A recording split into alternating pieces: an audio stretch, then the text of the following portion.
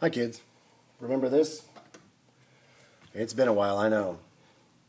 This is the Ward's Airline 78 RPM only record player that I did a series on a while ago. You might remember that. There's a playlist for it. This one got put on hold. The main reason was I was spending a lot of time trying to find a new tone arm for it. The problem with this one is the tone arm is metal and it's very heavy, and there's some issues with it. The base here, that little dot there, is a rivet that that rivet holds a Y-shaped piece, and the tone arm attaches to that Y-shaped piece. And the problem with all of that is that rivet is loose, and so the tone arm does this. It rocks back and forth from side to side. And so when you put it on a record, it wants to tilt one way or the other. And it's kind of a pain. And plus, you know, it's very heavy, which isn't as big a deal on a 78 player as it is. You don't want a super heavy tone arm on vinyl. It's not that big a deal on a 78, but still, I'd like to lighten it up. One of the problems is the place right here inside this tone arm where the spring mounted that's supposed to take some of that weight back off, the mount broke because this is just pot metal. The other problem was, of course, that I've got this cartridge, which is, I believe, an 89T. It has pretty good output, but it's not outstanding. It's a little bit weak. I can't remember exactly what the output is, 1.5 volts or something. It's a little weak for this player, so I've formulated a plan, and we're going to see if we can pull it off. What I found at the junk store recently was this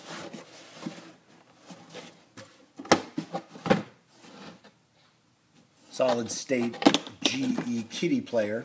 Okay, you can see that.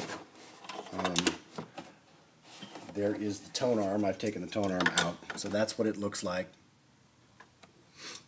There's your sticker on there. Still says $9.99. I got, I think, at least 20% off of that, so can't complain. The tone arm mount is loose right now. The nut that holds this in place is down inside of it somewhere. I can probably just take that out of there. Yeah. So I'll have to take this. You have to basically, you just pry this apart and pull this up, and I got to get that nut out of there so I can mount this in my old record player.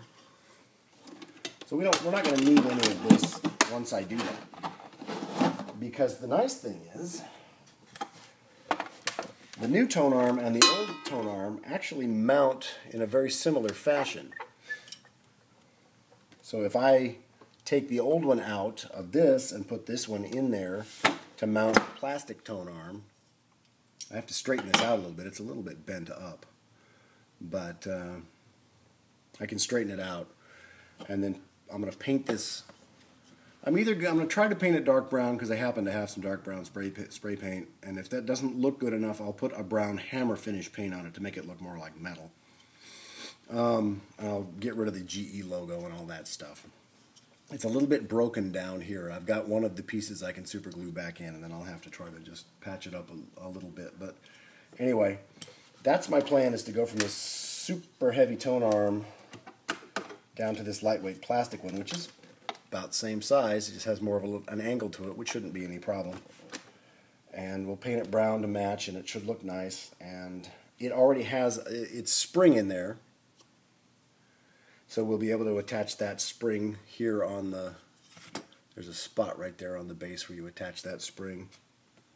So, even though this will already be a lot lighter, we'll still be able to put a little bit of counterforce on it and pull it back up a bit.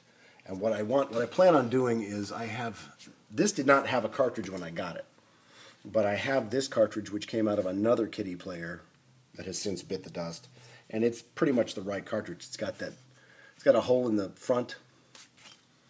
And basically it's just a screw and a spring that hold it in place on this end, and then the tone arm wires hold it in place on the other end.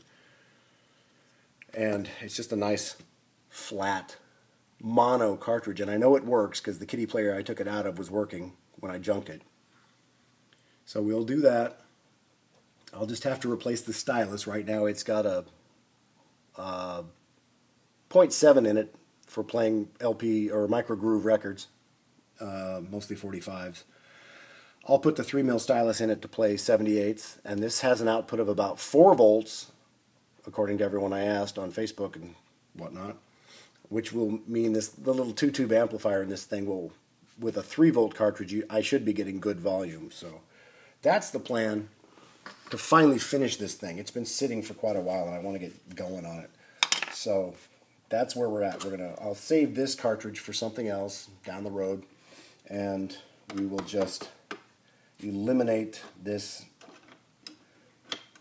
metal monster and lighten things up, and then I think it'll be a very enjoyable little 78 player once we get it all done. It's looking good. I cleaned it up pretty good. I'm still going to try to get some of this pink paint off of it, because for whatever reason it's got these pink stains all over it. But, you know, reflocking the platter came out pretty good and everything, so there you go. So there's an update on that. We're going to get going on that. If I get good enough weather in the next few days, and the weather forecast says I should be able to, I'm going to get some paint on this, and we're going to move on and get this going, because I want to get this one done. I've had it too long. I'm just, you know, I really like it. It's a cool looking little player, but it needs to be finished.